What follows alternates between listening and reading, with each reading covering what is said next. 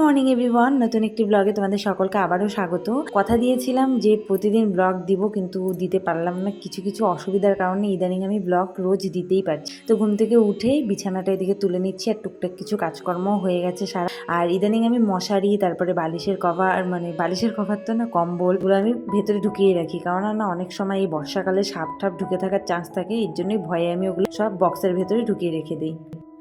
Good morning everyone, welcome back to my new blog. আশা করছি সকলে খুব ভালো আছো, সুস্থ আছো।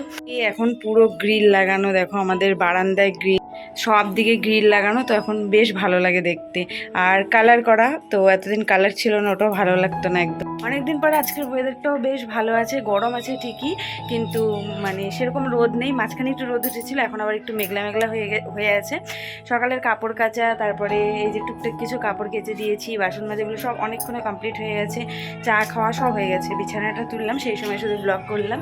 তো চলো ব্লগটা এখন থেকে শুরু করছি। আশা করছি আজকে ব্লগটা খুব ভালো লাগবে, তো স্কিপ না করে শেষ পর্যন্ত দেখতে থাকো। রান্নাঘরেও কালার হয়ে গেল, গ্রিল লাগানো হয়ে গেল, গ্রিল কালার করা হয়ে গেল। ফাইনালি সব ঘরগুলো একটু একটু একটু একটু করে সাজানো হচ্ছে। এরপরে হচ্ছে এই ঘরটা কালার করা হবে, এই ঘরটা কালার করা হবে। এই ঘরটায় মনে করো ঠাকুর পাতবো, সেটা ইচ্ছে আছে, এর আগেও বলেছিলাম।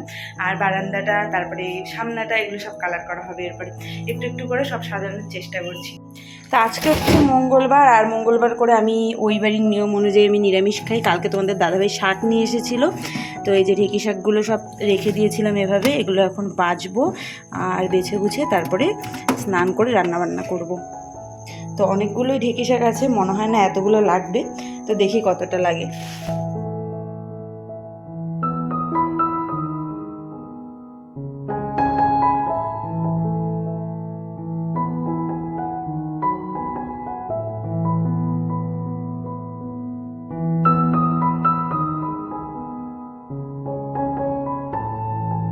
কর্ম সেরে ঘরদোর মুছে একবারে স্নান করে চলে আসলাম। আর এই যে চালের বস্তাটা দিয়ে গেছে, আগে না পুরো 25 কেজি চালের বস্তায় আনতাম, কিন্তু ওই যে মাঝে মধ্যে আমি ওই বাড়িতে থাকি, তারপরে এক মাসে তো আমাদের চাল শেষ হয়ই না, তখন ওই যে কেরি পোকা ধরে যায়, যার জন্য এখন 10 কেজি করেই চাল আনা হয়।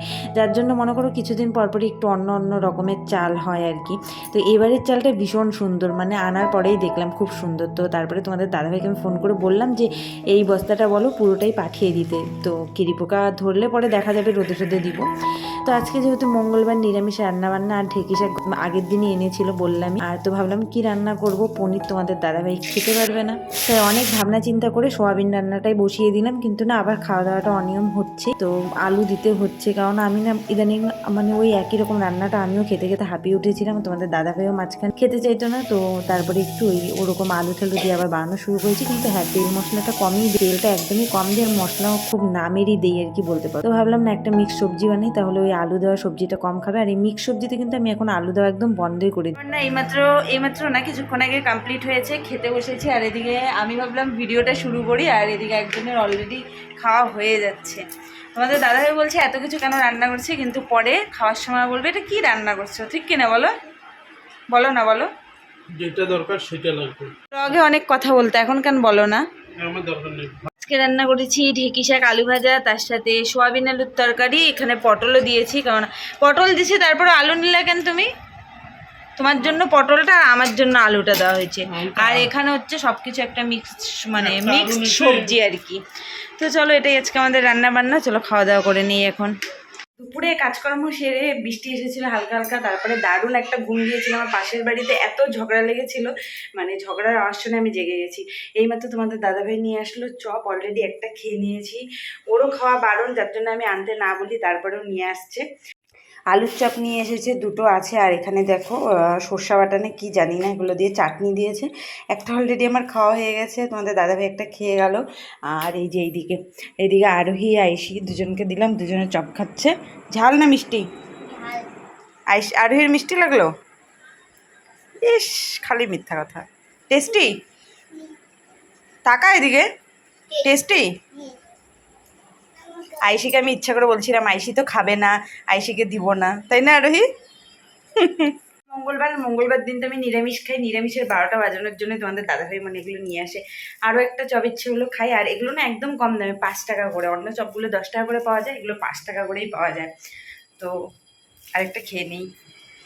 না নিজেকে পুরো সেদ্ধ সেদ্ধ মনে হচ্ছে। ওই ঘরটা একটু ঠান্ডা, তাও মনে হচ্ছে যে ওই ঘরে রান্নাবান্না শুরু করে দেয়। ওই ঘরটা আরও প্রচণ্ড গরম, ওই ঘরে আরও রান্না করা যাচ্ছে না, মনে হচ্ছে আরও বেশি গরম লাগছে। তো চা খেয়ে নিলাম, খেয়ে যে গামলা টামলা নিয়ে নিলাম। এখন ভাবলাম তাড়াতাড়ি করে আটাটাও মেখে নিই, গরমের মধ্যে যদি এনার্জি নিয়ে কষ্ট করে রুটিটাও যদি বানিয়ে নিতে পারি, তাড়াতাড়ি নিয়ে নিই। 9টা বাজে, বেশি বাজেনি। আটাটা মেখেও রেখে দিতে পারি, আর না তো রুটিটাও এখন বানিয়ে নিতে পারি, একবারে ঝামেলা মিটে যাবে রাতের জন্য। আর আজকে সেরকম তরকারি টরকারি নিয়ে যে করবো যাই না। ডিম বলেছি তোমাদের দাদাভাইকে আনতে, ডিমের অমলেট করে দেবো। আর আম আছে ফ্রিজে, তো বললাম আম দিয়ে রুটি দিয়ে ডিমের অমলেট দিয়ে এগুলো দিয়ে আজকে খেয়ে নিবে। তো এখন ঝটপট করে আটা মেখে নিই।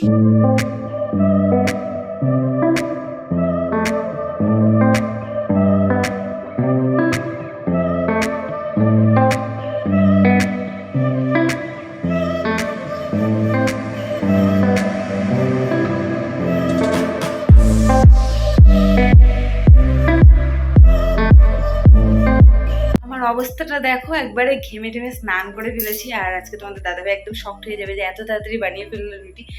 চা খেলাম না, ভাবলাম যে একবারে ঝামেলাটাকে মিটিয়ে ফেলি। আর স্নান তো করলামই, কোনো ব্যাপার না, গরম ঘেমে তো স্নান করে নিয়েছি। এখন আর ঘরে থাকবো না, এখন একটু বাইরে গিয়ে হাঁটাহাঁটি করি ভাবছি, বুঝলি? আরে চলো আমরা ঘুরি গা। এই দেখো আমাদের বাড়ি একটা ছোট বিড়ালে বাচ্চা দেখা, চোখগুলো লাইট জ্বলে। আরোহী চোখগুলো আর লাইট জ্বলে রে, দেখছো কতটুকু বিড়ালে বাচ্চা। ও বাবা, পাড়ায় চলে গেল, কি কিউট। তো এত রাত্রে তোমাদের দাদাভাই দোকান থেকে এসে এই যে এখন গ্রিল লাগাচ্ছে। গেঞ্জি পরেনি কেউ, এটা নিয়ে কমেন্টস করো না প্লিজ, কেমন কি গরমের মধ্যে এখন এমনিতে আমি ফ্যান অফ করে এখন রুটি বানাবো। আর এইদিকে আরো একটা গ্রিল আছে, এটা ওই জানলায় বসবে। আজকে কি দুটোই লাগাবা? বেলা একবার ট্রাই করে দেখছিল, ভালো লাগতেছে না ঝিলে? ওই ঘরে বেশি ভালো লাগবে, এই ঘরটা রং করা নেই কেন? তখন যে মাপ দিলে একটা ছোট, ওইটা এই জানলায় বসাও। হ্যাঁ, ছোটটা ওই জানলার। এই দুজন ধরে রেখো। জানলায় গ্রিল না থাকলে কোনো সৌন্দর্যই নেই না?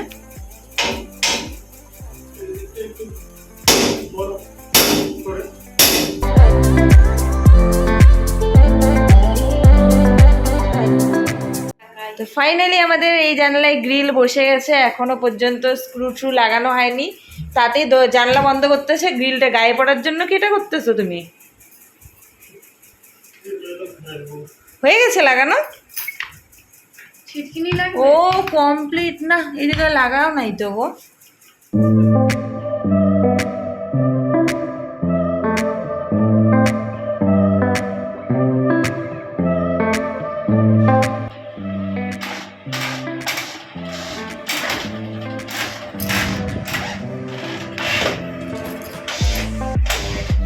ব্লগটা কন্টিনিউ করা হয়নি আর শেষ করা হয়নি, তোমাদের দাদাভাইয়ের সঙ্গে আমার একটু ঝগড়া লেগে গিয়েছিল, তাই আর আমিও ব্লগ করিনি। তো গ্রিল লাগানোর পরে, খাওয়া দাওয়া করার পরে তারপরে আমাদের তারপরে একটু টুকটাক ঝগড়া লেগেছিল। তো গ্রিলটা লাগানোর পরে বেশ ভালো লাগছে, কিন্তু মনে হচ্ছে আমি জেলখানায় আছি এরকম একটা আমার ফিল হচ্ছে, কেন জানি। আর বেশ ভালো লাগছে, তবে ওই যে জেলখানা একটু বন্দি বন্দি টাইপের ফিল হচ্ছে। আর ওই ঘরেরটা তো দেখিয়েছিলাম, এই ঘরেরটা তোমাদের দেখানো হয়নি। এই দেখো, এই গ্রিলটা এরকম, দুটো গ্রিল একই রকমই। আর বারান্দারটা কালো গোল্ডেন দেওয়া হয়েছে, আর এটা দেওয়া হয়েছে সিলভার গোল্ডেন এরকম টাইপের। তো ফাইনালি 2 বছর পরে আমাদের জানলায় গ্রিল বসেছে, যেটা 2 বছর থেকে পড়ে পড়ে জং পড়েছিল। কেমন লাগছে অবশ্যই কমেন্ট করে জানিও, ডিজাইনটা কেমন হয়েছে। তো এই হচ্ছে আমাদের জানলার গ্রিল ফাইনালি। আর এই জানলাটায় গ্রিল বসাতে হবে, অন্ধকার আছে ঘরটা। এই জানলা একটা গ্রিল বসাতে হবে নতুন রান্নাঘরে। তো এটা একটা সিম্পলের মধ্যে গ্রিল লাগিয়ে দিব পরে। চলো এই ব্লগটা এখানে এন্ড করে দিচ্ছি। আর ভিডিওটা ভালো লাগলে লাইক কমেন্ট শেয়ার করতে ভুলো না, নতুন হলে চ্যানেলটা সাবস্ক্রাইব করে দিও।